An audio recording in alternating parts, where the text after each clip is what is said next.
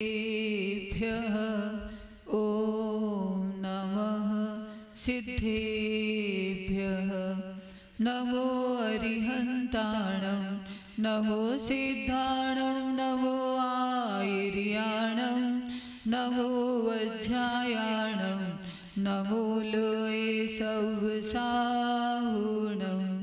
इंद सद्वन्द्याणं तिहु अणिद मधुर विशद वाक्काणं अन्तातीद गुणाणं नमो जिनाणं जिद्भवाणं गुर्वः पान्तु नो नित्यं ज्ञानदर्शननायकाः चारित्रार्णो गंभीरा मोक्षमार्गोपदेशिकाः।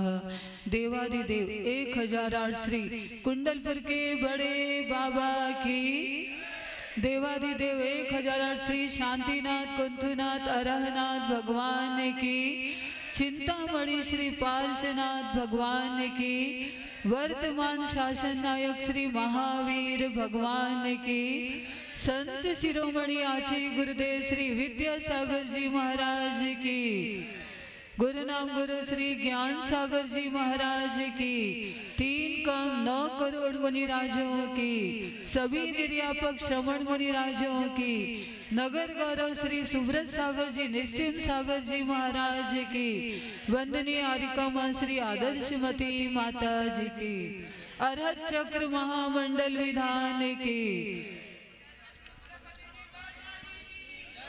हम सभी मिलकर के श्री अरहंत भगवान की उपासना करने के लिए बैठे हैं, तो आचार्य देव के उन गुरु वचनों को याद करें, क्योंकि कुंद कुंद आचार्य ने कहा है कि जिनवाणी के सूत्रों के पहले गुरु वचन अर्थात शास्त्रों का मर्म गुरुओं के हृदय में छुपा होता है।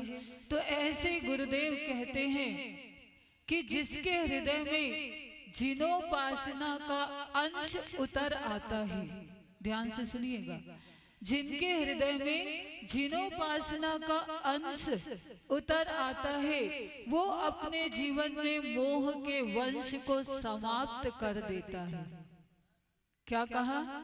जिसके जीवन में अरहंत भगवान की भक्ति जागृत हो जाती है वो अपने मोहिनी कर्म को नाश कर देता है, क्योंकि 8 कर्मों का राजा मोहिनी कर्म है और सबसे पहले नाश को प्राप्त होता है मोहिनी कर्म।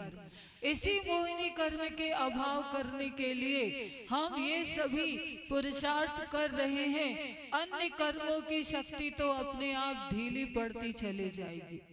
ऐसे मोहिनी कर्म को नाश करने के लिए ये उपाय किया जा रहा है, क्योंकि श्री सठखंडागम ग्रंथ में धवला ग्रंथ में कथन आता है कि संसार को छेदन करने के 4 कारण हैं। याद कर लेना आप लोग, संसार को छेदने के 4 कारण हैं। कौन सा कारण? द्वादशांग का ज्ञान, केवली समुद्घात, अनुवृत्तिकरण रूप परिणाम और अरहंत भगवान की भक्ति। कौन सा कारण? अरहंत आचार्य बहुश्रुत भक्ति।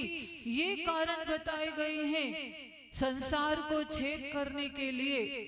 तो आचार्य जी कहते हैं, और कुंद कुंद आचार्य ने भी अष्टपाहुड़ ग्रंथ में कहा है कि सम्यक दर्शन किसे कहते हैं? अरहंत भक्ति संवदंसनम।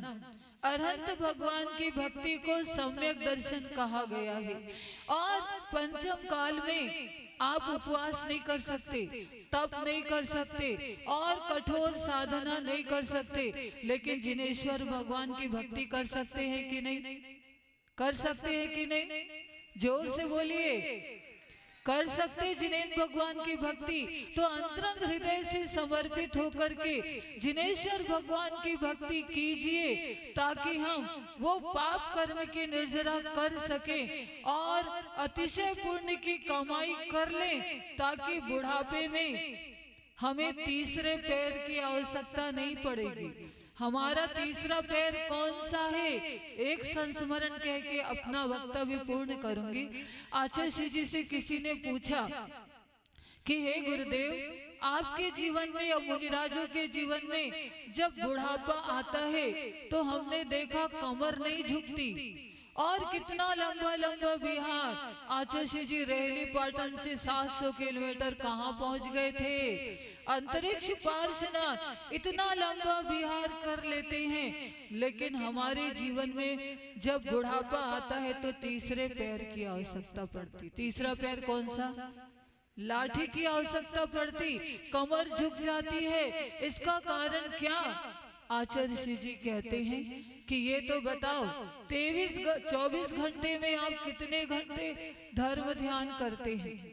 मंदिर आते 10 मिनट के लिए, चावल चढ़ाया, दे मुट्ठी ले छुट्टी, ऐसी वाली बात होती है। तो ये ना करके अपने समय का सदुपयोग करना होगा।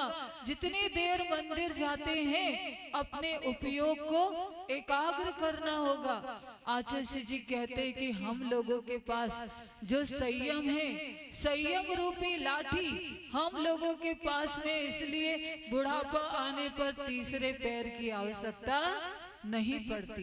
ये संयम, ये जिनेंद्र भगवान की पूजा, यही हमारे लिए अभी वर्तमान में परम साधन है। अंतरंग मन से, समर्पित भाव से जिनेश्वर भगवान की आराधना कीजिए, और आराधना करते करते आचार्य परमेष्ठी, उपाध्याय साधु परमेष्ठी की आराधना करते करते आप लोग नवदा भक्ति करते हो कि नहीं? 90-91 सन की बात, मुक्तागिरी में आचार्य जी ग्रंथराज परमात्म प्रकाश पंचास्तिकाय 2 चातुर्मास एक साथ हुआ था, इसका स्वाध्याय कराया। तब आचार्य जी ने कहा कि श्रुत केवली मुनिराज और तीर्थंकर के पाद मूल में छायिक सम्यक दर्शन की प्राप्ति होती है, तो जरूरी नहीं उनका उपदेश मिले तभी छायिक सम्यक दर्शन होगा। एक श्रावक चेवसम सम्यक दृष्टि मुनिराज का पड़गाहन करता है, और मुनिराज भी श्रुत केवली महाराज है, 6वें 7वें गुण स्थान प्राप्त करने में कारण बन जाता है। ये हमने बताया। श्रुत केवली महाराज को आहार देते देते श्रावक ने छायिक सम्यक दर्शन प्राप्त कर लिया। अब बताओ कौन सा स्वाध्याय किया उसने, कौन सा उपदेश सुना? तो इसलिए ये भगवान की भक्ति, पंच परमेष्ठी की भक्ति कर्मों का नाश करने में कारण है।